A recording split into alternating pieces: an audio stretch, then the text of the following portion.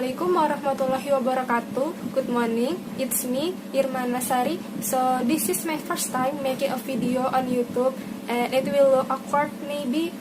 And in this chapter 1, I will explain again or repeat the material about. So let's go. Kita masuk di bab 1, yaitu pengantar ilmu hukum. Apa sih hukum itu? Nah, jadi dalam kesehariannya, entah kita sadar atau tidak, kita selalu berhadapan dengan yang namanya hukum. Hal tersebut, kita sebagai manusia, pada prinsipnya, menurut hukum, semenjak dalam kandungan ibu, sudah dianggap telah ada, dan diakui sebagai subjek hukum, terkecuali di kemudian hari dilahirkan mati, maka dianggap tidak pernah ada. Dan kita tidak bisa hanya memegang satu definisi saja tentang hukum itu sendiri, karena hukum itu penjelasannya sangatlah luas. Dan kita coba perkecil apa sih hukum itu. Nah, hukum itu sendiri bisa dianggap sebagai sekumpulan asas atau kaidah atau peraturan. Dan kita ambil salah satu pendapat seorang sarjana tentang hukum itu, yakni Dr. Andes E. Utrecht. Hukum itu adalah himpunan peraturan-peraturan, perintah atau larangan yang mengurus tata tertib suatu masyarakat, dan karena itu harus ditaati oleh masyarakat itu. Nah, dari sini kita udah bisa lihat bahwa hukum itu harus kita patuhi, karena ketika kita tidak mematuhi hukum itu sendiri, kita bisa dikenakan sanksi, entah sanksi yang berat ataupun sanksi yang ringan. Kemudian, dari mana asal mula hukum? Jadi, hukum bermula dari kodrat manusia sebagai makhluk sosial, yaitu makhluk yang selalu ingin hidup bersama dengan manusia lainnya. Seorang ahli pikir Yunani bernama Aristoteles menyatakan bahwa manusia itu adalah zoon politikon, yaitu makhluk yang pada dasarnya selalu ingin bergaul dan berkumpul dengan manusia lainnya. Dan di dalam hukum itu sendiri, ada beberapa kaidah atau norma-norma kehidupan, seperti norma non-hukum dan juga norma hukum.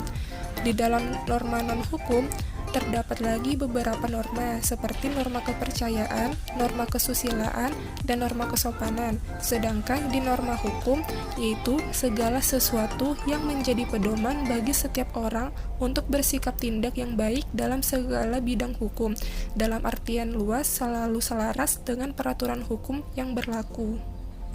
Contoh kecilnya seperti kita harus selalu membawa surat-surat motor kita dan mematuhi rambu lalu lintas, karena ketika secara tiba-tiba kita ditilang oleh polisi dan karena melanggar sebuah rambu lalu lintas, akan ada kemungkinan kita dikenakan sebuah denda. Lalu, di dalam perbidangan ilmu hukum terdapat 3 bagian. Yang pertama, hukum publik, yaitu hukum yang mengatur hubungan antara negara dengan warga negara dengan menitik beratkan kepada kepentingan umum, seperti hukum pidana, hukum pajak, dan hukum tata negara. Yang kedua, hukum privat, yaitu hukum yang mengatur hubungan antara orang yang sah dengan orang yang lainnya dengan menitik beratkan kepada kepentingan perorangan. Contohnya seperti hukum perdata dan hukum dagang. Dan yang ketiga yaitu hukum gabungan dari hukum publik dan hukum privat. Contohnya seperti hukum perburuan atau ketenaga kerjaan dan juga hukum ekonomi. Dan di dalam hukum itu ada sifat dan juga ciri-ciri hukum, seperti sifatnya yaitu memaksa dan mengatur, sedangkan ciri-cirinya adanya perintah dan larangan, dan perintah atau larangan tersebut harus dipatuhi oleh semua orang. Seperti definisinya, yaitu kita harus mematuhi hukum itu sendiri, karena ketika kita tidak mematuhi hukum itu akan dikenakan sebuah sanksi. Dan tujuan hukum itu sendiri secara universal adalah untuk mewujudkan perdamaian, keadilan, kesejahteraan, dan kebahagiaan untuk kita semua.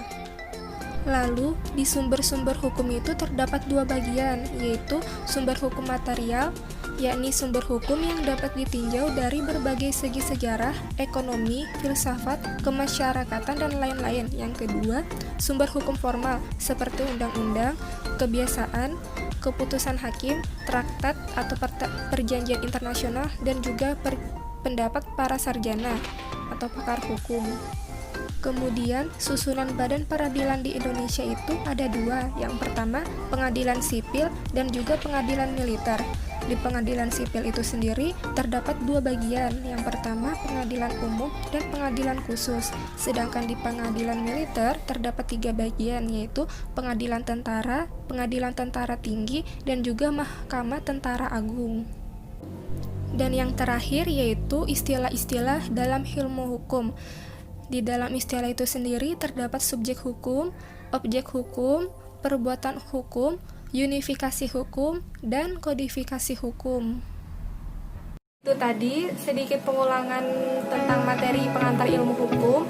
Jika ada kesalahan tutur kata, mohon dimaafkan, dan semoga Ibu memaklumi video animasinya. Dan kita kembali lagi di video yang kedua.